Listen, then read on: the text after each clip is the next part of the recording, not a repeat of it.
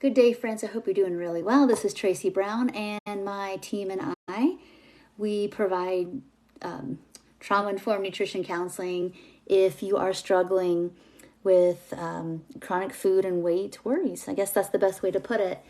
And it's just been my heart, I guess, the last, it actually was on my heart last week, but I did last week's video series differently instead. But this hasn't really gone away in my mind, so I thought I would just talk about it, is devotion. And a lot of times, especially when you're coming out of the mind control programming of got to be on a program, got to be on a plan, got to finish what we got to finish and accomplish in 12 weeks kind of stuff, is that we're really used to the word discipline being, something punitive, something negative sometimes, when really if you look in the dictionary, it's just kind of like a routine of doing something.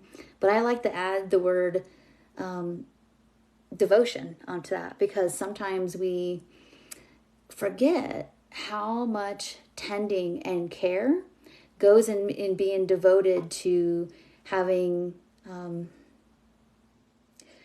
understanding that there are certain, whether it's awareness work or behaviors that we're devoted to that lead to the outcomes we want to see long-term come into fruition and even be maintained without obsession. I guess that's the bottom line. So let's say that you are devoted to this idea that we should always be kind of capturing our thoughts. We should be noticing what we're thinking, and is it true or not? And where does it come from? And if those thoughts that we come into agreement with don't lead to the outcomes, essentially peace that we're looking for, then we're probably devoted to the wrong practice, or we're devoted to we're coming to agreement with things that we're used to or they're comfortable with, and we're not willing to be uncomfortable for a certain amount of time to get through the muck to get to the peace or the contentment, or again that internal locus of control that says, well, even if nobody else is doing what I'm doing or thinking how I'm thinking, that doesn't mean that I'm wrong, that I've stopped personalizing, that if I eat in a way that's really good for me, and I'm not doing this in any other way to manipulate my body or to try to get something, either affirmation from people. If I'm doing what I need to be doing and nobody else gets it, you trust that you're still on the right track, even if it's uncomfortable, let's say socially, or those kind of things. And it's tough. That's what I'm trying to say. It takes a lot of devotion to be able to be willing, to get comfortable being uncomfortable, basically. Knowing that you can rest. You can really, really rest. You can sleep well at night. You're living to your values, even if there's discomfort around that. Sometimes socially, sometimes not, whatever. But we stop trying to get something from others by, again, coming to agreement with old negative tapes, let's say. So that's all I wanted to share today. That's just been on my heart for a couple of weeks to talk about, and it just never worked out right timing-wise, to really get clear about, again, what am I devoted to? What kind of practices? And do I do things that maybe, are just out of my comfort zone to produce the kind of fruitfulness that you want to see happen? And that's usually, from everybody I work with, people want peace. It doesn't mean you have understanding and affirmation from everyone, but it does mean in your own self inside, you do have some peace with what you're doing. And the burden's gone, of trying to earn love and acceptance and validation through your body, your health, your fitness level, you just what you look like. You just kind of understand you have bigger fish to fry, basically.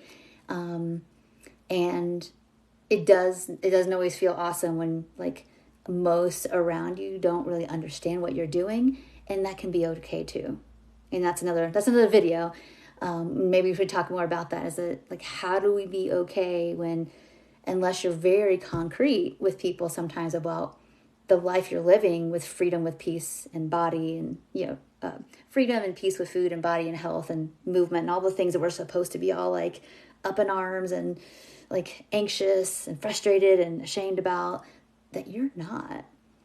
And when people have expectations of you to be a certain way and you're not, being able to just like, be solid, have your stake in the ground here of like, this is why I'm not celebrating your weight loss. This is why I'm not like seeing your challenge as like something. It's not that I don't want you to be happy. It's just that I don't see that in the same way you do. And here's why.